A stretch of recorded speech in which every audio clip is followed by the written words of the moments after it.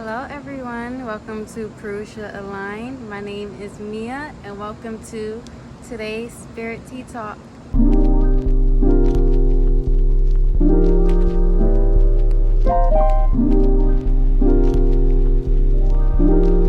So, Spirit Tea Talk is a segment where I'm going to be talking about a lot of spiritual breakthroughs, things I've been processing in my spiritual life, and just talk about different spiritual concepts, topics, just have discussions about spirituality and energy healing. I am an energy healer and a Reiki practitioner and tarot reader, so I do come from the sort of spiritual, holistic perspective in my personal practices and work, and I just wanted to create a segment and space to discuss topics of the sort. So without further ado, let's get right into it. Before I start talking about anything, please excuse any background noise you may be hearing, any cars, any construction or anything. I'm outside on my porch and production is a work in progress.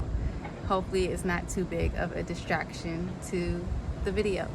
Alright, so in today's Spirit Tea Talk, I'm going to be talking about the metaphysics of self-actualization. Are you in your body? What it's like to not be in your body?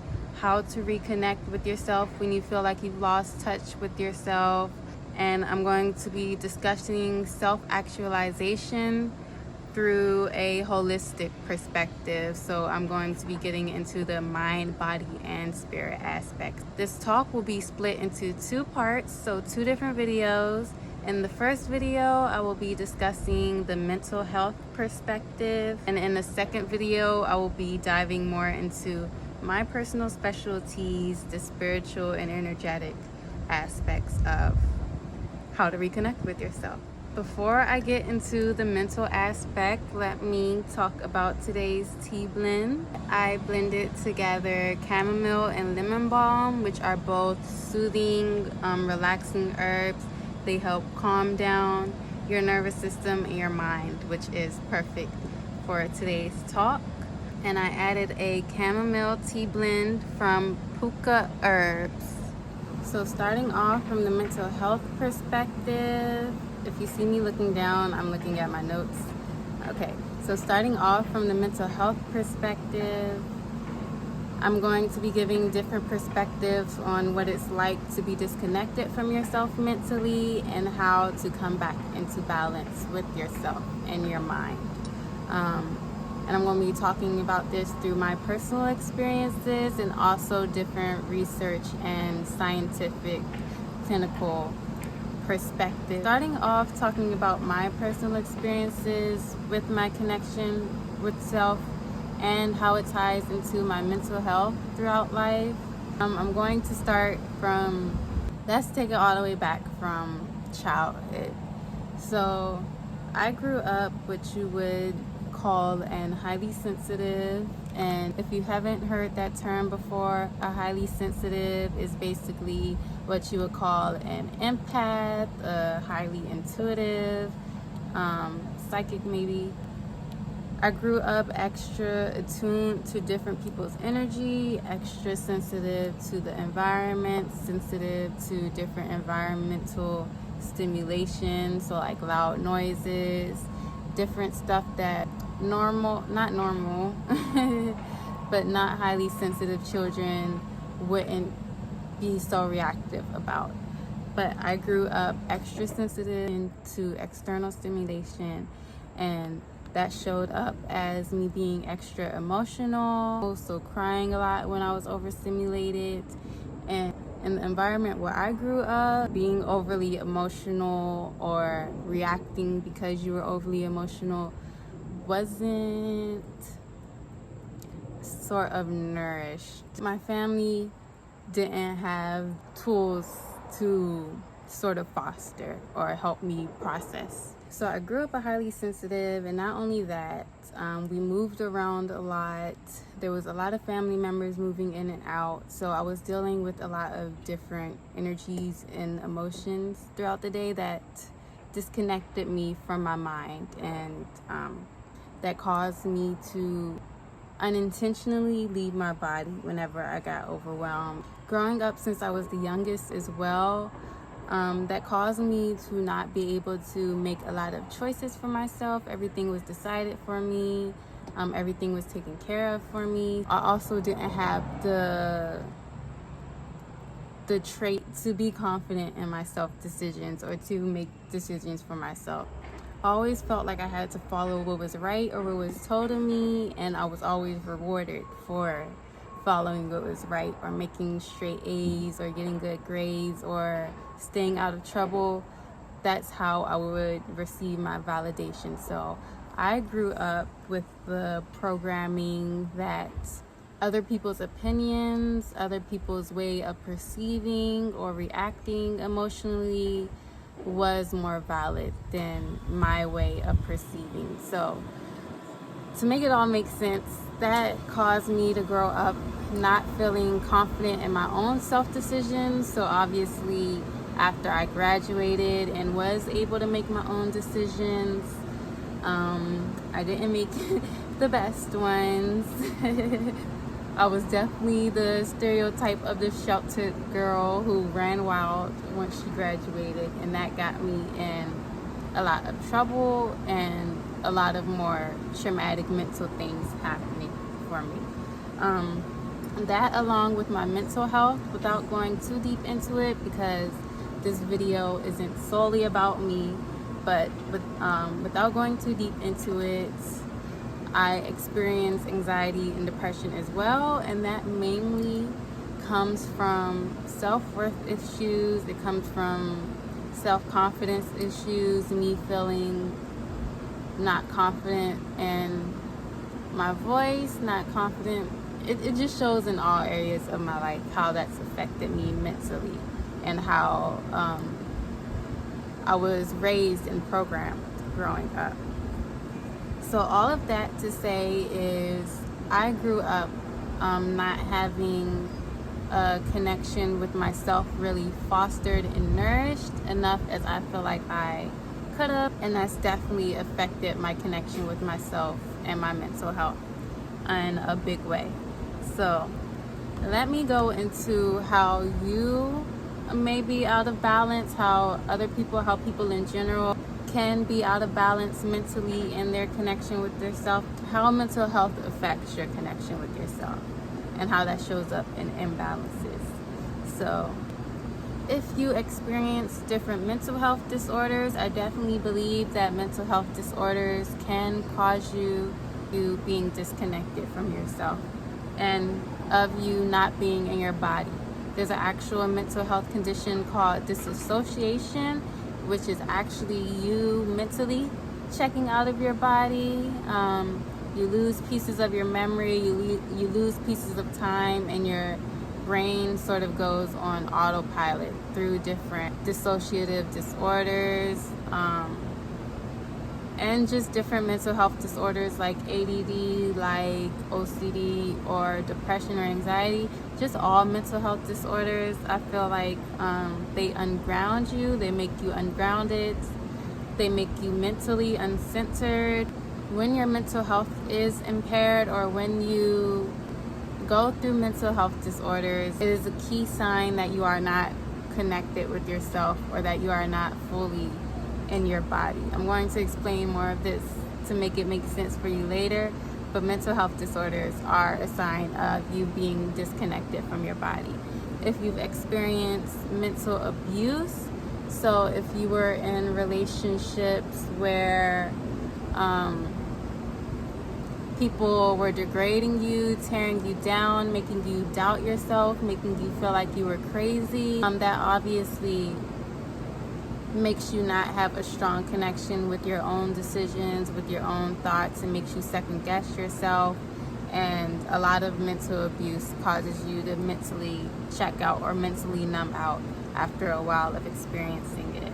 When you're too in your head and you're not enough in your body, so if you're the type of person who thinks a lot or who ruminates a lot on different issues they're having, if you ruminate a lot on the past or on the future, if you're always in your thoughts and not enough in movement and action, and in getting things done. If you are a dreamer and you're always imagining things but not able to ground your ideas, that is another sign that you are disconnected from yourself and that you're not fully in your body. All of your energy is in your head and not enough in this earthly experience. And that ties into the energetics and spirituality of self-actualization, but that's going to be covered in the next video. Another sign that you are out of balance in your connection with yourself is when you aren't doing your shadow work or your inner child healing. So that's another sort of spiritual term that basically means if you've been through childhood trauma, or like I personally experienced, not having your connection with yourself cultivated growing up. So there's a lot of healing that has to be done there. And when you're just not doing the inner work. If you're not doing the work to look into your patterns, into what makes you happy and what fulfills you, and that shows up a lot in your relationship, that's another mental health thing that you have to work through in order to be wholly integrated and connected with yourself. You know you're not balanced or you're not connected with yourself when you start to forget what you're passionate about, when you feel like you can't make decisions for yourself or that your decisions aren't valid or worthy, when you're always doubting yourself, when you feel like you have a whole bunch of other people's energy in your space or a whole bunch of other people's thoughts and ideas in your mind and not enough of yours. When you feel lost in your life, you feel lost in your career path, you don't know what you like anymore. Those are all symptoms or indicators that you are disconnected from yourself or that you don't have a strong connection with who you are, with what you want and what you need. So that can obviously affect your mental health a lot, and your mental health can affect your connection with yourself, vice versa. Let me start to go into some of the psychological, professional perspectives on how to connect with yourself. I did study psychology in college, so here are a few perspectives that resonated with me. The psychologist Abraham Maslow, he was a humanistic psychologist. Abraham Maslow coined the term self-actualization. So self-actualization is becoming everything you're capable of becoming everything you're meant to be. And Maslow broke down self-actualization into 5 different stages. Hopefully I can put the chart somewhere in the video. Maslow broke down self-actualization into 5 steps. So first, you have to make sure that your basic physical needs are met, that you have enough food, water, sleep, that you're in balance physically. Second step is your safety. So whether you're secure in your body, your home, your employment, your resources, your family, and health, those are your physical safety needs. Third step to actualization is love and belonging. So your relationships, whether your connection with your friendship, your family, your sexual intimacy is strong. The fourth step is your self-esteem. So your self-esteem, your confidence, your achievements, other people's respect, and your respect of others. And the fifth step is self-actualization. So you being able to be creative, spontaneous, you being able to problem solve, and to really accept yourself is the final step of self-actualization.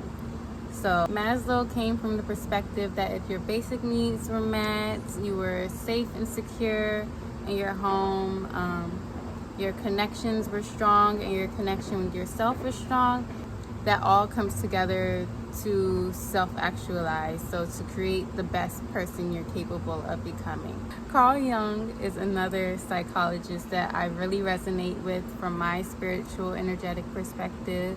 Carl Jung was an analytical psychologist, and he created Jungian psychology. And he coined the term individuation. So from Jung's perspective, individuation is a process by which a person becomes an individual. a process from which people separate from the collective and become their own whole person. Jung believed that you did that through integrating the consciousness and the unconsciousness. So integrating what's going on in your physical reality, in your conscious mental mind, and what's going on in your psychic, emotional, energetic reality. Both the physical and the spiritual energetic aspects to become a whole you. And this is the perspective that hit it on the nail for me, that I really resonate with. So Jung believed that there were 3 stages or aspects of your whole self. There was your shadow side, your shadow personality. That is the hidden unconscious parts of yourself that you ignore, that are maybe denied or shamed or repressed throughout your life. This is what you may hear when people say that you have to do a lot of shadow work, a lot of healing on the parts of yourself that were ignored, that are below the surface in the unconscious, that keep coming up in your mental health, in your conscious reality, in your relationships. So those are the shadow aspects to yourself. Then there's the part of yourself that Jung calls the anima or the animus. This is your masculine and feminine side. So each person has a masculine and feminine side that creates their whole self. The masculine side is the side of you that has to do with your action and your will in life, and the feminine side of you is the side of you that has to do with your intuition and your emotions and the unconscious. So each of those aspects of yourself, the masculine, feminine, anima, animus, is part of your whole self. And the third aspect of yourself that goes into you being your whole self is called yourself, capital S, self. This part of yourself is your wise, divine aspect. It is your connection to God, to the divine. It is all of these 3 stages together, so it is your whole self. And it's basically your inner wisdom, your intuition, your connection to the divine. Jung believed that the shadow side, it was the aspect of yourself where you're learning about yourself, you're learning about your deep emotions, your deep personality traits. The anima, animus step is where you're mastering yourself, you're mastering your energy, so you're mastering both your masculine and feminine side. And the self part of self-actualization or individuation, as Jung called it, the self part was the transcended, self-actualized, self-individualized self. That was Jung's perspective on what it means to be a whole and how to integrate yourself into a whole version of yourself mentally. My belief is a little bit of Jung's and Maslow's perspective. So I believe that self-actualization, individuation, connecting with yourself, your higher self, I believe that that means having a deep, intimate, whole connection with yourself. So knowing yourself from the inside out, knowing your mind, body, and spirit from the inside out. That means not seeking external validation from others as your main form of validation. Always having that self-validation first within your mind. Always believing in yourself first, in your visions first. Having your self-love integrated, so having your love for yourself integrated, feeling self-fulfilled, and knowing that your connections and relationships are amplifications to your life and not replacements for your own self-love and self-fulfillment. I believe that when you have a whole integrated connection with yourself, you're deeply intuitive, you're deeply connected to your body, and you can always tune within for your guidance. So like Jung said, your self, your higher self or your divine wisdom, you're always connected to that part of yourself. And I believe that when you're wholly integrated within yourself and your mind is able to work with you and not against you. That's what it really means to me, to be really connected with yourself, really in your body. So finally, I'm going to give you all tools for how to stay or remain connected with yourself and your mind. So first of all, working with a therapist, working with a mental health professional. If you feel like you're experiencing any mental health issues that's causing you to feel disconnected from yourself, to feel lost or stuck in life, then definitely work with a mental health professional. There's different telehealth services, so different virtual online platforms that you could use. BetterHelp is one. Talkspace is one that I've heard of, and I will link both of those below as well. So definitely consult a mental health professional. They can help you go through sort of mental blockages or sort of belief systems you have in your mind about yourself. Maybe going to a hypnotherapist, so someone who can retrain your subconscious patternings, or going to a therapist who specializes in Jungian therapy. A therapist who can help you retrain your thought patternings would be very helpful. Something that's been very helpful for me in retraining my mind and my mental health and my beliefs about myself is meditation, listening to sleep hypnosis, so listening to different affirmation videos and sleep hypnosis videos while I sleep has been super helpful to retrain how I normally think about myself or how I normally connect with myself. So Divine Self Hypnosis on YouTube is a great resource. That's the resource that I use. I will also link their channel down below. Listening to different affirmations, so like the sleep hypnosis, there are different affirmations that, like I said, retrain your mind and how you're used to thinking about yourself. Different frequencies, sound healing, wearing different colors to uplift your mood or balance your mood. All of those are energetic, but all of those help retrain your mind as well. So different frequencies that will help you tune into the energy of self-love, different frequencies that will help you connect with your divine self, your higher self. All of those help reprogram and retrain your energy and your mind. And finally, if you're really experiencing a mental health issue, a mental health block, medication is definitely helpful. So like I said, consult a therapist, consult a physician, a clinician. If you feel like it is a hormonal thing or a physical thing, you may need to go on medication to help balance your hormones. I use different herbs. I'm going to start off with a disclaimer to, like I said, consult your physician before trying any herbs, before trying any new medications, and that herbs and holistic therapy is not a substitute for professional help. But I use different herbs for my mental health to sort of bring my mood and hormones in balance. When I get depressed or anxious, I sort of tend to beat myself up and, like I said, disconnect from myself. So the herbs that I use, like I said, please consult a physician. Please consult your primary care physician before trying any new medication. These are the things that I use. I'm not on any other medication, and these are the things that my doctor said I could use. So I use different neurotransmitter support, so that's basically serotonin. I use these mood stabilizer pills, which are for my emotional health. They have different herbal ingredients like saffron, ginkgo, vitamin D3, and just different herbs that help balance my mood. And I also take these herbal affirmation pills. I will link her brand down below as well. Consult your physician before trying anything new. But she also has different herbs that help with your mood, that help uplift your mood. So that's the regimen that I'm on for my mental health.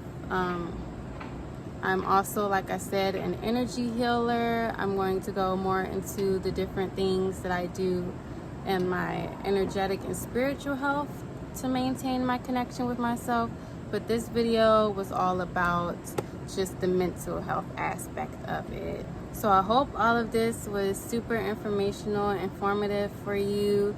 This is just the mental health side of it. I wanted to give concrete physical research before I dive into the spiritual energetic aspects of connecting with yourself. But if you have any further questions, anything else you want me to dive into, please feel free to comment below. Continue the discussion below. If you feel like you can relate to anything I've talked about if you feel like you've had any personal experiences mentally in your connection with yourself, how you feel like your mental health has made you feel disconnected from yourself. This is a community and I would love to continue the discussion with you. All right, part 2, we'll talk about the spiritual energetic aspects to connecting with yourself, and that video should be out within 2 days. Thank you so much for tuning in. Stay tuned to more spirit tea talks, more spiritual talks about your mind, body, and spirit. I am also a Reiki practitioner and a tarot reader. I do different pick-a-card readings on here. Subscribe to my channel, my different social media at Purusha Aligned, and if you want to book a session with me, my website is purushaaligned.space. Thank you so much for tuning in.